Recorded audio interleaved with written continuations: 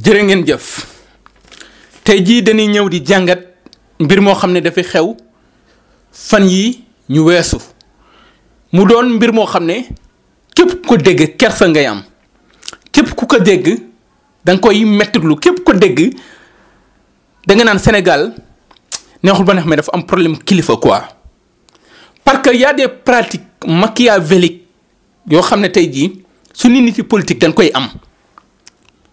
Cheikh Diallo moo ko fi njëkk a wax Cheikh Diallo mi doon ànd ak Karim Wade di wax ci statut ville de Dakar pour ñu nommer le maire di fàttali ne Ndakaaru dafa yàgg depuis Jean Alexandre depuis Blaise Diagne on Cheikh Diallo ñu doon tudd ci mbiri Karim Wade mu génnoon ci émission Grand Jury ci RFM mu wax ko mais nit ñi jàppoon ne Cheikh Diallo dafa def hors sujet ñu dem ba ci gis Aliou Sow. Aliou Sow on a beaucoup de respect pour moom parce que un jeune boo xam ne à son âge bi nga nekk ministre très honnêtement amoo 30 ans Abdoulaye Wade def la ministre nga génne à l'université nekk docteur un jeune boo xam ne boo koy xool miy wax élégance am éloquence am da nga naan kii dafa am avenir mais des fois boo koy déglu ci ay calcul nan ma baal j'ai beaucoup de respect pour moom avenir ci politique génn PDS. tey nga koy dégg ci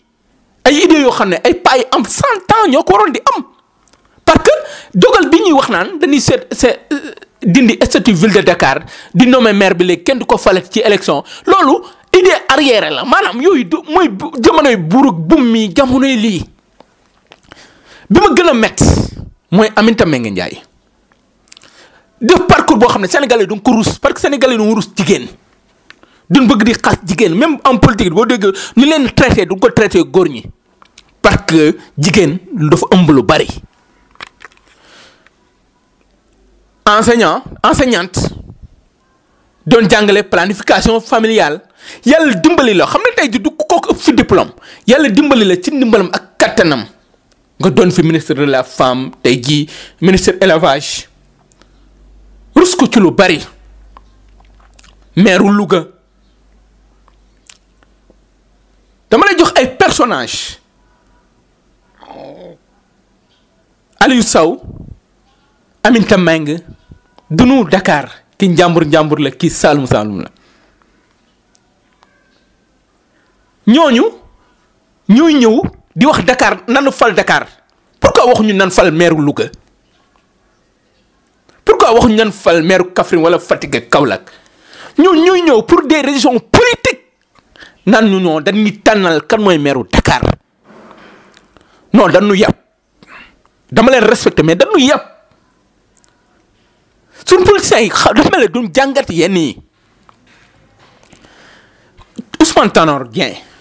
est-ce que duñ jàng ci moom man dama tegoon ne bi fi Tanor jugee ñu bari dinañ jàng ci ñoom di xalaat ne bis dina ñëw ñu juge fi ñuy nettali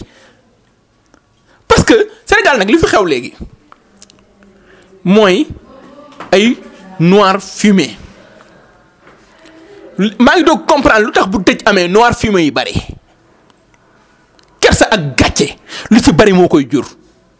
c'est pas parce que dañuy triste mais ñu bari dañuy am gàcce mais gàcce gu du yàgg te gàcce du leen rey le ridicule ne tue plus au Sénégal ñu ne dañuy seetaan statut ville de Dakar non ñoom buñ ko soppee Khalifa Sall am ndam ci ñoom xamul tax. bu ko neexee mu taxaw ne kenn mësuma gagné Dakar durant 2009 ba 2020 ñàkk maa mën a gagné moo tax ñuy def seen tappale yi kon ñii duma seen moroom te dañuy dëggal li ñu ñëwoon Khalifa Sall politique kese lañ ko tëjee woon. emprunt obligataire bi muy am 20 milliards ci laa la woon na Khalifa jug pavage yi ñu arrêté ko ñu ñëwaat ñu ne. na place de l'indépendance ñu créé benn ministère ne serait-ce que pour rek indi coow ministère boobu amatul kon lan moo ko taxoon jug kon il faut que ñu sérieux léegi nag song nanu Dakar sànni nanu bal de sonde mais man xam lu ma jaaxal ci ñiy wër Macky Sall yu bon yu nar a def yu ñaaw yu nar a def man waa APR dama leen fa kenn du leen sant yenn yi ban def ko.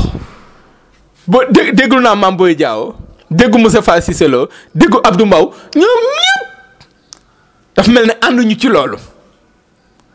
lu tax Macky Sall ña ko faloon en 2012 ànd ak moom ci Macky 2012 ànd ak moom ci APR ba muy naqadi yenn yi salte yi kenn du leen ci dugal léegi arrivistes yi ak cogg yi ak dunguru yi ñoom lay sant yu bon yi. loolu da dama doon dëgg benn waaye Mor Niang Macké Bari muy wax ci wax sa xalaat mun a Macky Sall maytul dunguroo daaneel Abdoulaye Wade te boo deful nànk ñoo lay daaneel dunguru baaxul xam na dunguru loo ko sant day def mais loolu nañ ko teg ci suuf Ndakaar dafa am borom ana fukki penc yeeg ñaari ana lébu gi Ndakaaru en 96 lan egg ci commune d'arrondissement yi mais acte 2 acte boo xam ne bi ñu koy def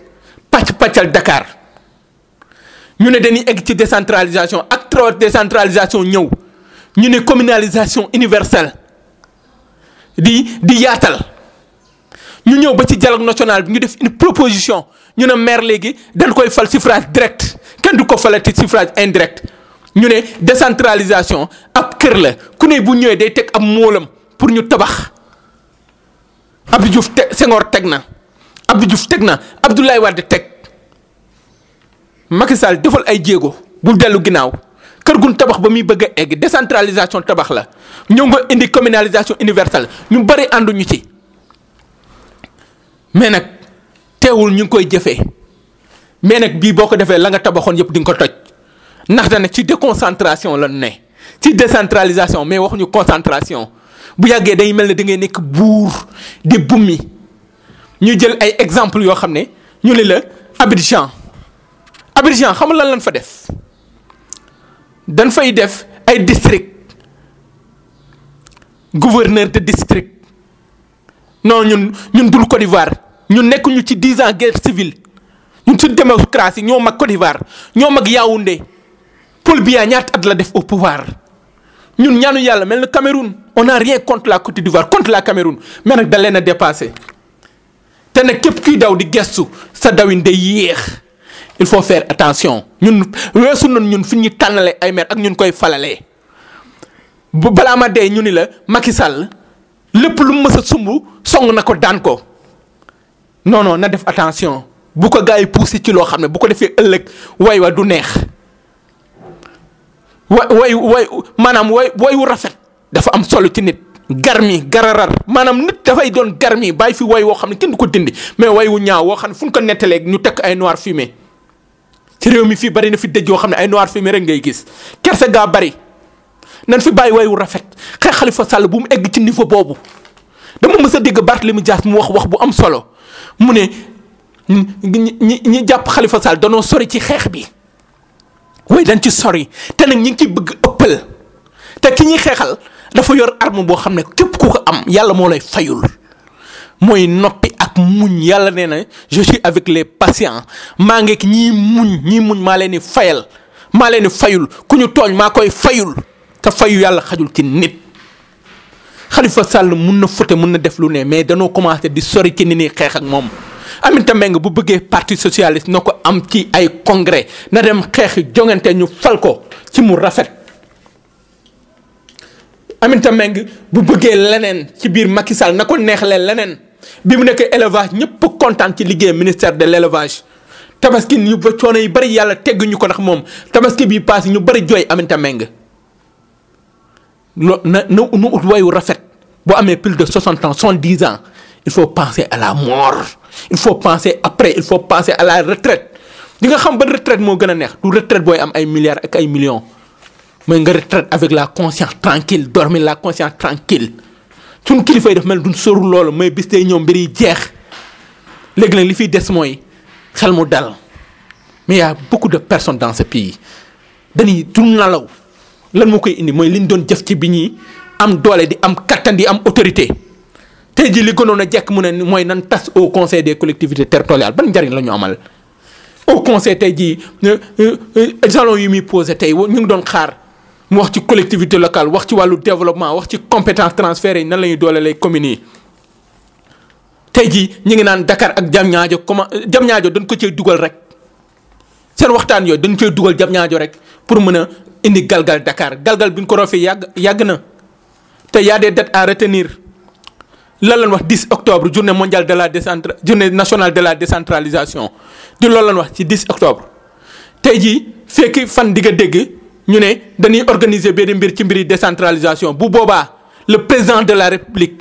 tey jii au conseil waroon na mën a def pression sur le président de la république mu wax ñu bisu local yi kañ la élection yi kañ la ñu respecter calendrier républicain bi mais ba jusqu'à présent bu dul président de la république amul ku xam kañ mooy élection. On a des maires illégitimes ci ji nga nomination da lay jox légalité mais élection moo lay jox légitimité on n'a pas besoin d'un maire illégitime dañoo bëgg maire boo xam ne bu ñu koy xool conseil bi ñu koy xool na ko ñun ñi kan ñoo la fal ñoo la jox suñu carte mais tey jii bu ñu tegle un maire boo xam fal ñu ko qu'est-ce qu'il représente peut-être ñu tuddee ko neneen parce que un maire dañ koy fal par élection peut-être ñu tuddee ko gouverneur de district ministre de district on a tout compris te dinaa ñëw ci yeneen i détails pour wax la le plan bi ñu teg pour mën fi teg maire mais loolu buñ ci egg ñun da leen ñaan buñ ci egg nañ dem élection ni ko Mame Boye waxee ni ko Cissé Lo waxee ni ko keneen waxee mais les second couteau des gens yoo xam ne tey jii mun na am bu Macky Sall yaakaarloo leen du fallu en 2012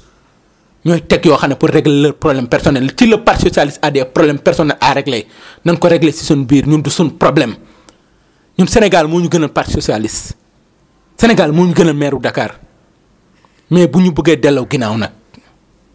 mais il faut que Ndakaaru jug na déedéet loolu du yoon teguñu ko fenn ak amuñu sax explication mbokk yi mu doonoon xalaatu Boun Khatab sur la teranga.info ba beneen yoon incha allah.